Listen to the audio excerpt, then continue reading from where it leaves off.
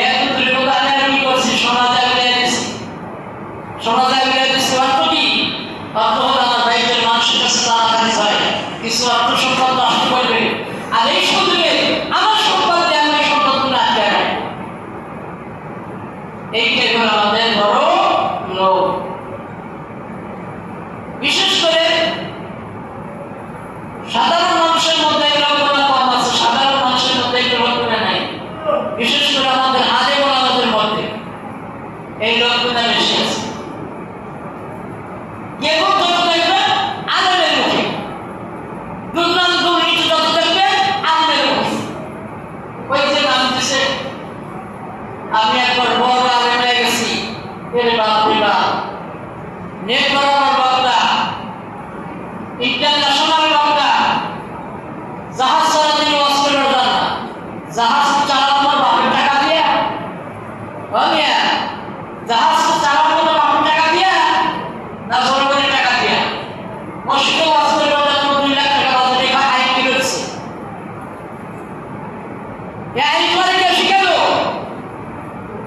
মসজিদের উন্নতির জন্য তোমাকে দাওয়াত করা হয় তোমার বাজেট হলো 3 লাখ টাকা 2 লাখ টাকা 50,000 টাকা তুই এক নম্বর টাকায় তোর মতো টাকা চালানোর দরকার নাই আপনাকে ভাড়া রাখতেছে আমারও দেখে দেখতেছে বাপকা সাইজ কেমন দাঁড়ায় এত লোক কে এরা করে সমাজ পরিচালনা করবে সমাজকে ঠান্ডা করবে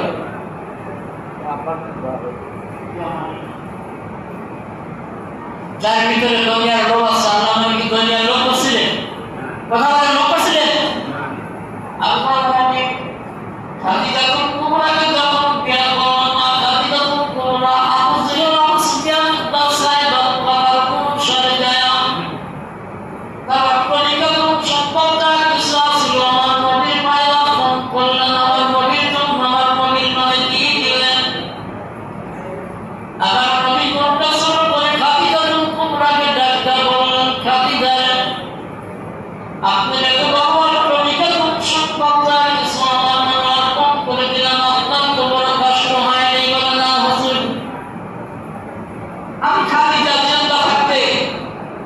আমার স্বামীকে মানুষের অসহায় বলবে আব্দুল্লাহ রাজিব বলা মোহাম্মদের ঘর নেই বাড়ি নেই অর্থ নেই সম্পদ নেই এইটা বলবে এটা আমি খাদিজা সহ্য করতে পারবো না যার কারণে আপনাকে আমি কি করলাম আপনি তো আখেরাতের বাদশাহ আমি জানতেছি একবার দুনিয়ারও বাদশাহ আপনারে বানাই দিলাম কেউ তোমার নাম না বলতে পারে আব্দুল্লাহ বলা মোহাম্মদের কোনো সম্পদ নাই আমার নবী কিছুদিন যাবার পর খাদিজাতুল কুবরার সাথে মাশওয়ারা করবে দেখো আমার উম্মতের মধ্যে অমুক মানুষ খারাপ হইতেছে না অমুকের ঘরে বস্ত্র নাই অমুকের ঘরে চালের শ্রম নাই অমুকের ঘরে অমুকের কোন কষ্টে মুক্তা আনতে পারে না তার পায়ের সামনে নাই খাদিজাতুল কুবরা মিসকিন হাসিটা বললেন ইয়া রাসূলুল্লাহ ইয়া হাবিবাল্লাহ আমি যখন আপনার সাথে করেছি আপনাকে যখন অর্থ সম্পদ দিয়ে দিয়েছি আমার বলতে আর আমার কোনো কিছুই নেই নাবিগ আপনি ইচ্ছা করলে সব সম্পদ আপনার ইচ্ছা মতো ব্যয় করতে পারবেন আমি খাদিজাতুল কুবরার কোনো আবিত্ব নাই নবীজি কি করতেন একটি কিতাবের মধ্যে দেখছি নবীজি 3 দিন হলো খাবার খায় না কয়দিন 3 দিন হলো নবীজি খাবার খায় না এটার মধ্যে লাখের মাস নবীজি এই আশায় ফাতেমার বাড়িতে যায়নি ফাতেমার বাড়িতে গিয়ে আমারে খানা দিবেন না নবীজি আবরের দুলাম ফাতেমা রাদিয়াল্লাহু তাআলা আনহা কেমন আছে তাই দেখার জন্য গেলেন নবীজি তারা ফাতেমা রাদিয়াল্লাহু তাআলা আনহা মুখটা শুকনো হয়ে গেছে ফাতেমা রাদিয়াল্লাহু তাআলা আনহা বললেন ইয়া রাসূলুল্লাহ ইয়া হাবিবাল্লাহ নবী গো আর কতদিন এরকম অনাহারে থাকা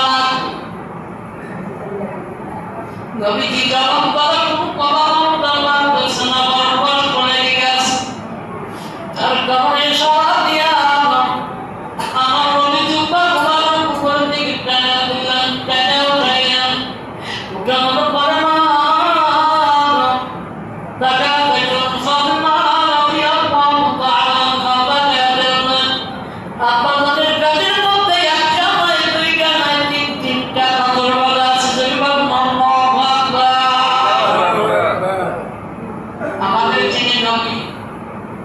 তিনি মানুষকে আহার করতে গিয়ে নিজে প্রথম মন্দিরে ঘুরতেছেন। আর বর্তমানে আমরা বাংলাদেশের কিছু আলেম আছি, টাকা পাহাড় করে ফেলাছি, টাকা কি করছি